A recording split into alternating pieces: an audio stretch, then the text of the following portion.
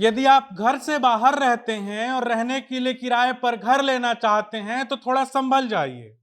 यदि आप कोई बिजनेस करने की सोच रहे हैं तो थोड़ा संभल जाइए। यदि आप बिजनेस करने के लिए 2000 रुपए का कोई कमरा लेना चाहते हैं तो थोड़ा संभल जाइए, क्योंकि अब आपकी जेब पर सरकार की नजर लग गई है। यदि आप 2000 में कोई कमरा किराए पर लेना चाहते हैं तो रुकिए और अपने जेब को थोड़ा और ढीला करिए। यदि आप सैलरीड पर्सन हैं और घर से बाहर रहते हैं और रहने के लिए घर लेना चाहते हैं तो आपके जेब पर थोड़ा और दबाव बढ़ने वाला है, क्योंकि अब आपके जेब पर सरकार की नजर लग गई है। अब नमस्कार, आप देख रहे हैं जनता जंक्शन। आपके साथ मैं हूं नीलांबर पाठक और कैमरे के पीछे खड़े हैं विशाल। अब लौटते हैं खबर की ओर। दरअसल हाल में ही चंडीगढ़ में जीएसटी काउंसिल की बैठक हुई थी।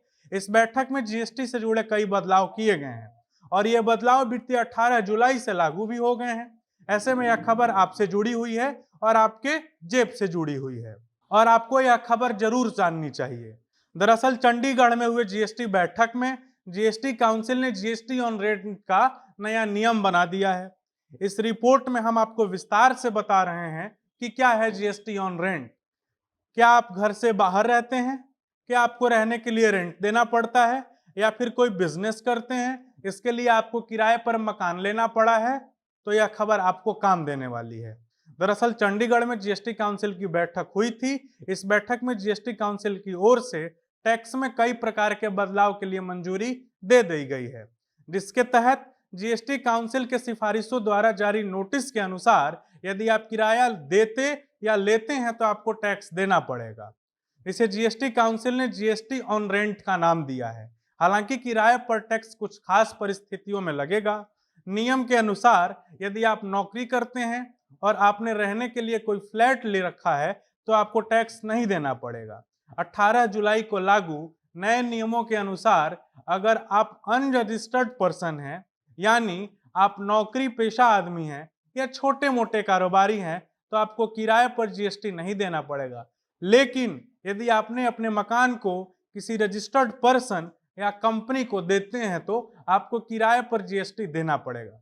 इसका मतलब है कि यदि आप मकान मालिक हैं और यदि आप अपने मकान को किसी ऐसे व्यक्ति या कंपनी को किराए पर देते हैं जिसके पास जीएसटी का नंबर है, यानी वो जीएसटी पर रजिस्टर्ड है, तो आपको उस व्यक्ति या उस कंपनी से अपने घर में रहने के एवज में खुद किराया लेने के साथ साथ सरकार को भी जीएसटी देना पड़ेगा। इस नए नियम के अंतर्गत किराएदार या मकान मालिक अपने किराए के साथ साथ 18% तक का जीएसटी का भुगतान सरकार को करेगा।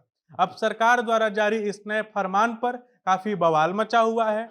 अब क्यों बवाल मचा हुआ है यह भी हम आपको समझाने की कोशिश कर रहे हैं। जैसा कि हमने आपको पहले ही बताया है कि इस नियम के अनुसार यदि कोई व्यक्ति जीएसटी रजिस्टर्ड है, यानी उसके पास जीएसटी नंबर है और वो घर किराए पर लेता है, तो उसे किराए के साथ साथ किराए का 18% जीएसटी के तौर पर सरकार को देना पड़ेगा। इसको ऐसे समझिए कि मसलन ऐसी कोई कंपनी जिसका टर्नओवर 20 लाख या उससे कहीं ज्यादा है, तो उस कंपनी को कोई भी नया मकान किराए पर लेने के लिए सरकार को जीएसटी देना पड़ेगा। ऐसे में यदि कंपनी अपने कर्मचारियों के लिए कोई कमरा या फ्लैट किराए पर लेती है तो उसके लिए भी उस कंपनी को उस किराए का 18% सरकार को भुगतान करना पड़ेगा। ऐसे ही कई उदाहरण हैं जिसे लेकर देश के लोगों को कई प्रकार की असमंजस की स्थिति बनी हुई है।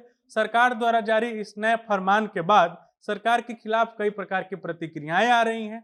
झारखंड मुक्ति मोर्चा के नेता सुप्रियो भट्टाचार्य ने तो जीएसटी के नए नियमों पर करारा प्रहार करते हुए बोला है कि जीएसटी मतलब जीने के लिए सांसों पर टैक्स होता है।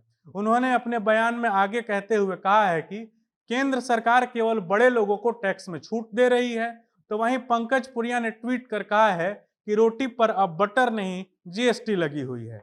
तो कैसी लगी आपको यह हमारी रिपोर्ट, कमेंट बॉक्स में जरूर बताइएगा। यदि आप इस वीडियो को फेसबुक पर देख रहे हैं तो वीडियो को लाइक और पेज को फॉलो कर लें, और यदि यूट्यूब पर देख रहे हैं तो चैनल को सब्सक्राइब और वीडियो को लाइक कर दें। बहुत बहुत धन्यवाद।